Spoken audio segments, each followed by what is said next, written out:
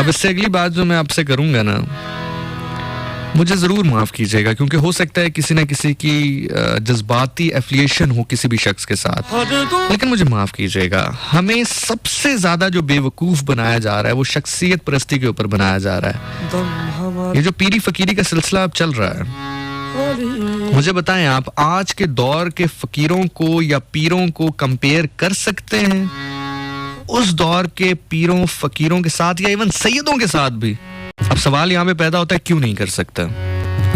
मैं आपको जवाब देता हूँ क्यों नहीं कर सकता। सब देखते रहे मगर वो बोलता रहा, उठती रही सदा मगर वो बोलता रहा। मैं अक्सर कहीं पर बैठता हूँ तो मैं उनसे कहता हूँ कि भाई आपकी मोहब्बत आपकी अकीदत अपनी जगह पर, लेकिन अब मेरा दिल नहीं जुड़ता आज के दौर के गद्दी नशीनों पीरों फकीरों आमिलों के साथ। वो कहते हैं क्यों नहीं? अच्छा, इसका ये कतन मतलब नहीं है कि मैं उनकी कोई मुखालफत करता हूँ या उनकी तहजीक करता हूँ या उनकी कोई बदतमीजी करता हूँ उनके हवाले से, ऐसा नहीं है। मेरा दिल नहीं जुड़ता, मेरा दिल नहीं मानता कि मैं घंटों झुक के इंतजार करता रहूं और पीर साहब आए और फिर मैं उनके हाथ चूमने शुरू कर दूं। मेरा दिल नहीं मानता इस चीज को। क्यों? क्योंकि ये अब दुनियादार हैं। इस बात को समझने की कोशिश कीजिएगा। पता नहीं आपको कोई बात समझाएगा, बताएगा या नहीं बताएगा। याद रखिएगा मेरी बात को, याद रखिएगा कि उस दौर के सैयदों में और आज के सैयदों से मुराद मैं पीरों फकीरों की ले रहा हूँ, किसी खास सेक्ट को या किसी खास जात को हिट नहीं कर रहा। फर्क ये है कि वो दुनियादार नहीं थे, आज के दुनियादार हैं। जो लैंड क्रूजरों से नीचे ना उतरते हों, उनको क्या पता होगा कि तज़फ्फुफ क्या चीज है। जो अपने सामने बैठ के 10 खाने रखते हों, उनको क्या पता होगा कि इमाम अली अलैहिस्सलाम अगर सामने बैठते थे, एक से ज्यादा नेमत होती थी तो उठ जाया करते थे दस्तरखान से। इसको भी छोड़े, अपना आखिरी रोजा बीबी उम्मे कलसूम के घर जब खोला, नमक खजूर शरबत, क्या कहा बीबी को? आप जानती नहीं कि एक से ज्यादा नेमत हो तो मैं पसंद नहीं करता। इतना तकल्लुफ क्यों किया? याद रखें, नमक खजूर और शरबत ये 3 चीजें मौजूद थे। वो क्या समझेंगे? इमाम हुसैन अलैहिस्सलाम और यजीद में बेसिक फर्क क्या था? शायद ये फर्क आपको आज तक किसी ने ना बताया हो। अभी वो बच्ची भी नहीं आई ना, उसने कहा कि जी वो हम रोते हैं तो वो रोने को बुरा वगैरह। बच्चा, ये सारी चीजें सेकेंडरी है मेरा बच्चा, मेरी बहन, ये सारी चीजें सेकेंडरी है मेरी बेटी।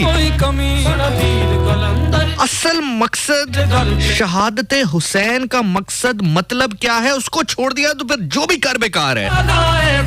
सारा दिन सारी रात रोते रहे, मकसद हुसैन भूल गए तो फिर बात खत्म। काम सारे यजीद वाले किए, सूद खाया, झूठ बोला, किसी के घर लड़ाई डलवाई, नशा किया,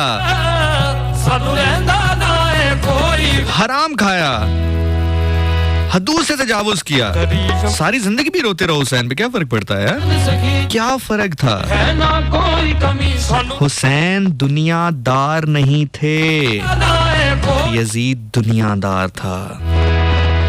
मैं फिर रिपीट कर रहा हूँ, मैं कह गया हूँ, आप सुन गए हैं।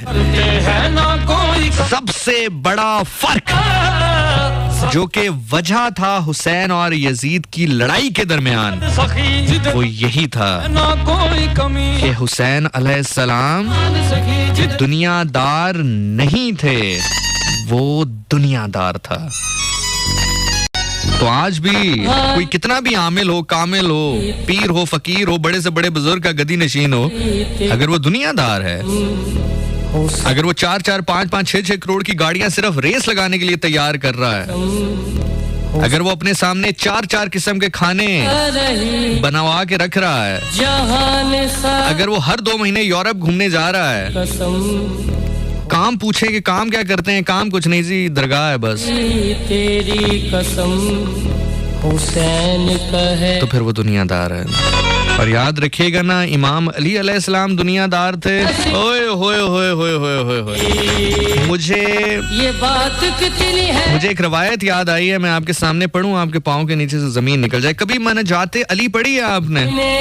जरा कभी पढ़े।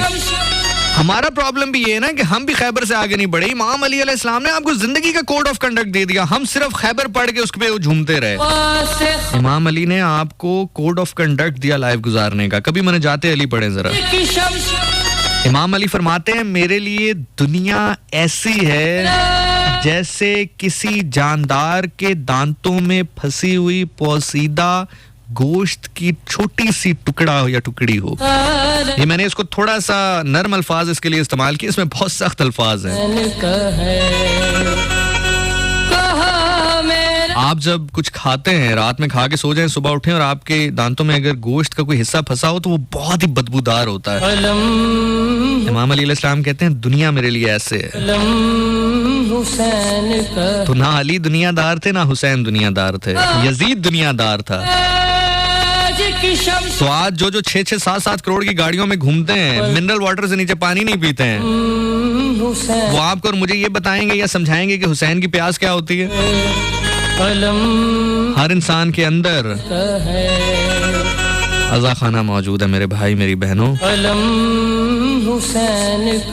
मुझे माफ करना अगर किसी की दिल आजारी हुई हो, लेकिन ये सच है। लेकिन इसका कतन ये मतलब नहीं है कि आप ज़ियारात का, दरगाहों का एहतराम ना करें। जरूर जाएं, वहां पे जाएं, उनके सामने तो आप सर झुका के जाएं, हाथ जोड़ के जाएं, मोहब्बत से जाएं, अकीदत से जाएं, खुदा का फैज मांगे। खुदा की कसम, खुदा का फैज बरसता है कुछ दरगाहों पर, खुदा का फैज बरसता है। यकीनी तौर पर आपका सीना नूर से मुनव्वर होगा, लेकिन सिर्फ इसलिए कि उस दरगाह के वो गद्दी नशीन हैं या कोई ऐसे मामलात हैं और आप सर झुकाए खड़े हो जाएं, वो गाड़ी से नीचे उतरें, कभी तो आपकी तरफ देखें भी ना, आप हाथ बढ़ाएं तो हाथ झटक दें आपका। जरूरत नहीं है आपको इस चीज की। है जिसकी फिक्र करबला हुसैन वो दिमाग है। जरा आप सुनने की कोशिश कीजिएगा, मैं कलाम आपके लिए ओपन अप कर रहा हूँ। इससे आगे बस अब हम सरजमीन इश्क की जानिब भी बढ़ रहे हैं। मेरी और तुम्हारी सोच क्या है? मैंने भी थोड़ी देर पहले बात की ना कि जो दुनियादार होगा वो क्या बता सकेगा इमाम हुसैन अलैहिस्सलाम ने क्या किया, या क्या समझ सकेगा कुछ कि इमाम हुसैन अलैहिस्सलाम ने क्या किया है।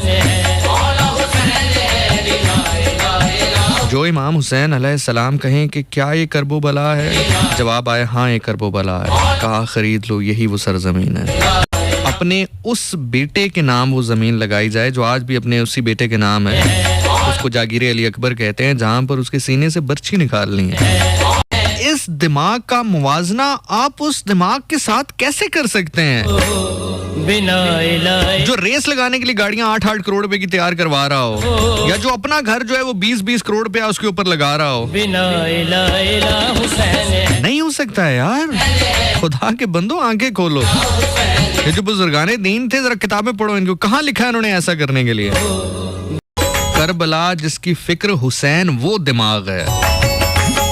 अब जिसने 10 को 20, 20 को 40, 40 को 60 करना हो, वो क्या समझे इमाम हुसैन अलैहिस्सलाम कौन है।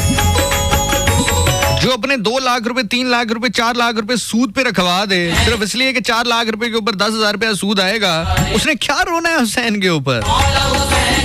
मुनाफिकत नहीं तो फिर क्या है ये। देंदे ने तकदीर बदल के राहब नूए बचड़े, दर्जी बन के ले आंदे जिब्रील इना दे कपड़े। राहब वो शख्स है कि इमाम हुसैन अलैहिस्सलाम एक बार खेल रहे थे। राहब रसूल खुदा के पास आया और कहा कि मुझे औलाद दे दीजिए, दुआ फरमाइए कि औलाद हो जाए। रसूल खुदा ने फरमाया कि मैंने खुदा से मुकालमा किया, तेरी किस्मत में औलाद नहीं रहा। रोते हुए राहब वापस जा रहा था, इमाम हुसैन अलैहिस्सलाम खेल रहे थे। कहा राहिब हमारे दर से रोता हुआ कोई नहीं जाता, क्या हुआ? कहा आपके नाना के दरबार में पेश हुआ था औलाद के लिए, कहा पता चला कि मेरी किस्मत में औलाद नहीं। इमाम हुसैन अलैहिस्सलाम ने कहा कि मैं अल्लाह से दुआ करूंगा खुदा ताला आपको बेटा दे।